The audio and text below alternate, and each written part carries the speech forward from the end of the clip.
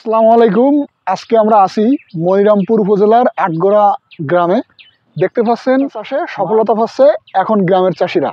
দেখেন আপনারা, প্রচুর পরিমাণে মালটা এই গাছটায় ধরছে। সবুজে ঘেরা এই বাগানে ঝুলছে সোনালী মালটা। গ্রামের প্রাকৃতিক সৌন্দর্যের সাথে মিশে আছে কৃষকের পরিশ্রম আর স্বপ্ন। আজ আমরা দেখব কিভাবে যত্নে গড়া এই বাগানে ফলন হয়েছে রসে ভরা মিষ্টি মালটা। এগুলো হচ্ছে দেশীয় পরিবেশে সফলভাবে উৎপাদিত মালটা গাছ। এক একটা গাছ প্রায় 6 থেকে 8 ফুট উচ্চতা।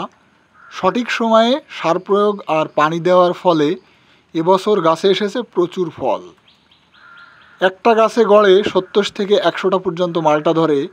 বড় বাগানে এক মৌসুমেই হাজার হাজার মালটা সংগ্রহ করা যায়। আমাদের দেশের আবহাওয়া মালটা চাষের জন্য একেবারেই উপযোগী। মালটা চাষে বেশি ঝামেলা নেই, তবে শুরু থেকেই কিছু নিয়ম মানতে হয়। যেমন চারা রোপণের সময় ভালো মানের কলমজাত চারা ব্যবহার করতে হবে। মাটির গুণাগুণ অনুযায়ী জৈব সার প্রয়োগ করা দরকার। বর্ষায় পানি জমে থাকলে দ্রুত নিষ্কাশনের ব্যবস্থা করতে হবে। আর সবচেয়ে বড় কথা, নিয়মিত পরিচর্যা করলে গাছ সুস্থ থাকে এবং ভালো ফলন দেয়। কৃষকেরা বলেন, ধান বা অন্য ফসলের তুলনায় মালটা চাষ অনেক বেশি লাভজনক। মালটার আসল সৌন্দর্য লুকিয়ে আছে এর ভেতরে।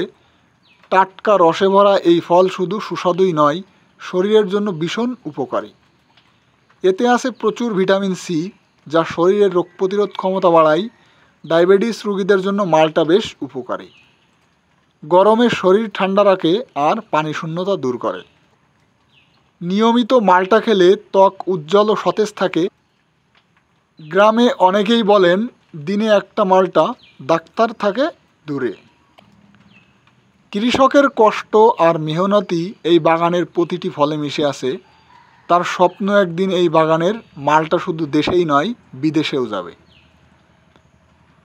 দেশে এখন মালটার চাহিদা অনেক। বাজারে 1 কেজি মালটার দাম 150 টাকা থেকে 200 টাকা পর্যন্ত হয়ে থাকে। চাষিরা যদি সঠিকভাবে পরিচর্যা করেন, তাহলে 1 একর জমি থেকে লাখ টাকার বেশি আয় করা সম্ভব। আর যেহেতু ফল সম্পূর্ণ দেশীয়, তাই ভোক্তারাও নিশ্চিন্তে খেতে পারেন। এখন শুধু প্রবীণ কৃষকরাই নয়, অনেক তরুণও মালটা বাগান করার দিকে ঝুঁকছেন। পড়াশোনার পাশাপাশি অনেকেই আধুনিক কৃষিকে বেছে নিচ্ছেন, কারণ এই বাগান একবার গড়ে তুললে বছরের পর বছর ফল পাওয়া যায়, খরচও তুলনামূলক কম। ফলন যেমন মিষ্টি, তেমনি বাগানের সৌন্দর্য মন ভরিয়ে দেয়। সকালের শিশিরে ঝলমল করা মালটা যেন প্রকৃতির এক অপূর্ব উপহার।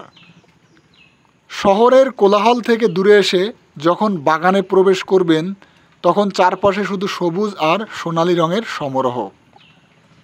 এভাবেই কৃষকের হাতে গড়ে উঠেছে বাংলাদেশের উজ্জ্বল ভবিষ্যৎ। তাই আসুন দেশীয় ফল খাই, দেশীয় কৃষকের পাশে দাঁড়াই, কারণ দেশীয় ফল দেশের গর্ব।